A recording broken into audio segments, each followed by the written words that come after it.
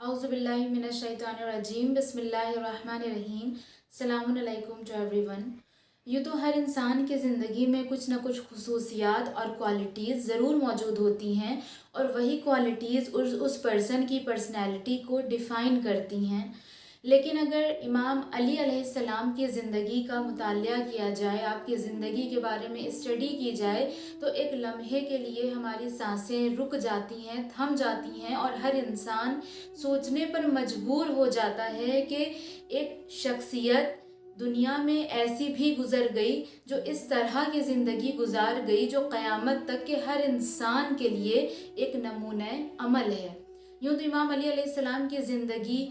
खुसूसियात का एक मजमूआ है, लेकिन अगर चंद खुसूसियात की फ़हरिस्त बनाई जाए तो उनमें से कुछ इस तरह से इमाम अली अलैहिस्सलाम की खुसूसियात सामने निकल कर आती हैं कि अगर इमाम अली अलैहिस्सलाम की ज़िंदगी को कुछ हिस्सों में तकसीम किया जाए और उस तकसीम के अकॉर्डिंग उसको रीड किया जाए, उसको समझा जाए, तो वाक़ई एक मर्तबा इंसान सोचने पर मजबूर हो जाता है कि एक शख्सियत इस तरह की ज़िंदगी कैसे गुजार सकती है। कि अगर आपकी ज़िंदगी को आपकी ग़िज़ा के एतबार से देखा जाए तो इमाम अली अलैहिस्सलाम ने अपनी पूरी ज़िंदगी में फ़कत जौ के आटे की ही रोटी नोश फरमाई, और कभी भी गंदम यानी गेहूं के आटे को हाथ नहीं लगाया। और जौ के आटे में भी आपकी ये नसीहत हुआ करती थी कि इसको छाना ना जाए, बल्कि इसको इसकी असली हालत में इस्तेमाल किया जाए। अगर लिबास के एतबार से देखा जाए तो हुकूमत मिलने के बावजूद, यानी इस्लामी हुकूमत मिलने के बावजूद भी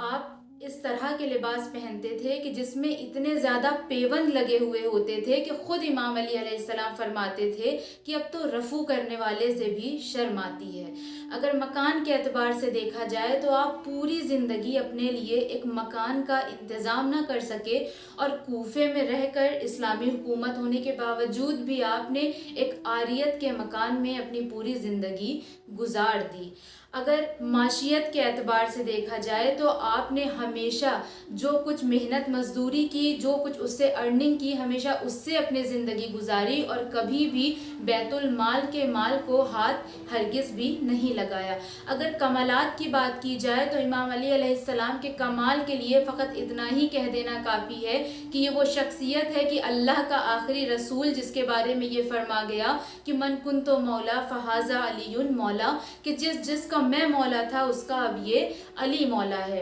ये वो शख्सियत है। अगर कमालात के एतबार से देखा जाए तो दावत ज़ुल अशीरा में लोगों की दावत का इंतज़ाम करने वाले आप ही थे, और रसूलुल्लाह सल्लल्लाहु अलैहि वसल्लम की तस्दीक करने वाले आप ही थे। अगर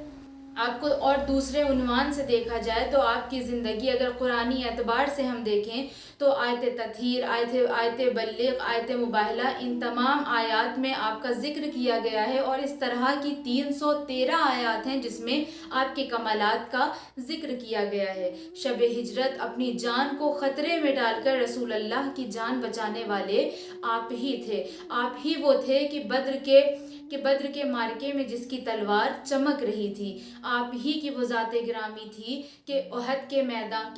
के मैदान में जब सब फरार कर रहे थे तो ये आप ही का ऐलान था कि मैं ईमान लाने के बाद कुफ्र इख्तियार नहीं कर सकता हूँ। ओहद के मौके पर कुल्ले कुफ्र का सर कलम करने वाले आप ही थे। खैबर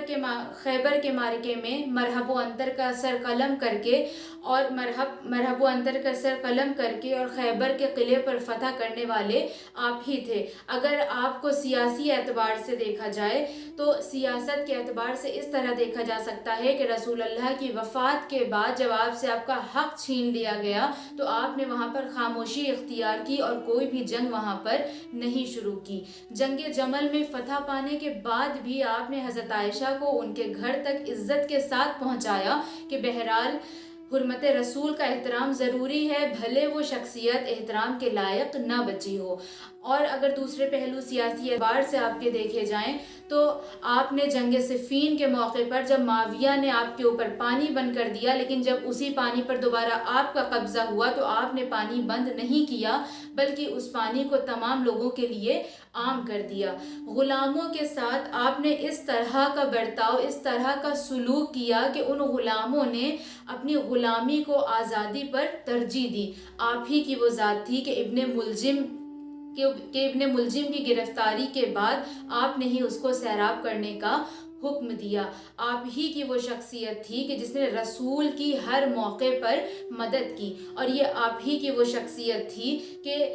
جب رات کی تاریکی میں ساری دنیا اپنے گرم بستر پر سو رہی ہوتی تھی تو یہ واحد علی کی ذات تھی کہ جو اپنی پشت پر ایک روٹی کے بوری کو لے کر گھر گھر جا کر غریبوں کو تقسیم کیا کرتے تھے، اور کسی کو اس بات کا علم بھی نہیں تھا کہ یہ شخصیت وہ ہے کہ جو راتوں کو انہیں روٹی پہنچاتی ہے وہ کوئی اور نہیں بلکہ امام علی علیہ السلام کی ذات ہے۔ اور جب امام علی علیہ السلام کی شہادت ہو گئی اور 3-4 دن گزر گئے اور وہ غریب کے جن کو امام علی علیہ السلام روٹیاں پہنچایا کرتے تھے اور ان کو پھر روٹیاں ملنی بند ہو گئی، تب ان لوگوں کو اس بات کا علم ہوا کہ وہ کوئی اور نہیں بلکہ امام علی علیہ السلام تھے۔ یتیموں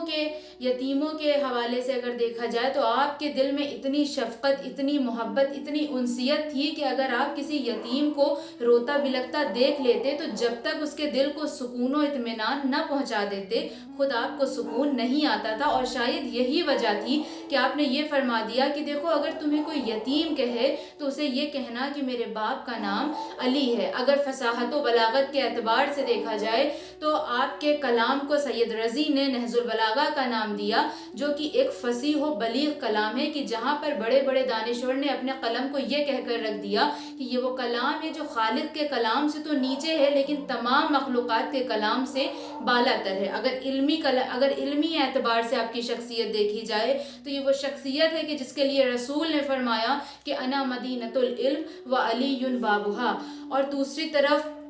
تاریخ میں امام علی علیہ السلام کے علاوہ کوئی اور شخصیت نہیں ملتی کہ جس نے سلونی قبل ان تفقدونی کا نعرہ لگایا ہو۔ یہی وہ شخصیت ہے جس نے علم کے بارے میں اتنا زیادہ لوگوں کو انسسٹ کیا کہ علم حاصل کرو، کہ جب آپ سے سوال کیا گیا کہ یا علی یہ بتائیے کہ علم افضل ہے یا مال افضل ہے تو آپ نے اس کے مختلف جوابات دیے، اور ہر جواب میں آپ نے علم کو بالا تر رکھا کہ علم حاصل کرنا اور علم زیادہ بہتر ہے بنسبت مال کے، کیونکہ مال کی تم خود حفاظت کرتے ہو جبکہ علم خود تمہاری حفاظت کرتا ہے۔ اس طرح کے بہت سارے کلام ہیں، ارشاد گرامی ہیں آپ کے جو آپ نے علم کے اعتبار سے فرمایا ہے۔ نہج البلاغہ امام علی علیہ السلام کی ایک ایسی کتاب ہے کہ جس کو پڑھنے کے بعد بہت سے سائنسدانوں نے، بہت سے سائنٹسٹ نے استفادہ کیا اور آج بھی لوگ اس سے استفادہ کر رہے ہیں، مگر افسوس کی بات یہ ہے کہ ہم کہ جو امام علی علیہ السلام کے ماننے والے ہیں آج ہم ہر اعتبار سے بہت پیچھے ہیں۔ ہم علمی اعتبار سے بہت پیچھے ہیں، ہم ترقی کے اعتبار سے بھی بہت پیچھے ہیں، جبکہ یہ وہ شخصیت ہے جس نے ہم لوگوں کی اصلاح کے لیے، ہماری ہدایت کے لیے اپنے اوپر اتنے ظلم برداشت کیے، لیکن آج ہم اس طرح سے نہیں ہیں جس طرح سے ہمیں ہونا چاہیے۔ اپنے اس کلام کو ختم کرنے کے لیے ایک شعر کا سہارا لوں گی کہ علی علی سے دلوں کو سکون ملتا ہے، علی علی سے دلوں کو سکون ملتا ہے، نگاہ فکر کو تازہ شعور ملتا ہے، اور نصیب کیسا بھی ہو یا علی مدد کہہ کر، نصیب کیسا بھی ہو یا علی مدد کہہ کر، خدا سے جو بھی مانگو ضرور ملتا ہے۔ والسلام علیکم ورحمۃ اللہ وبرکاتہ۔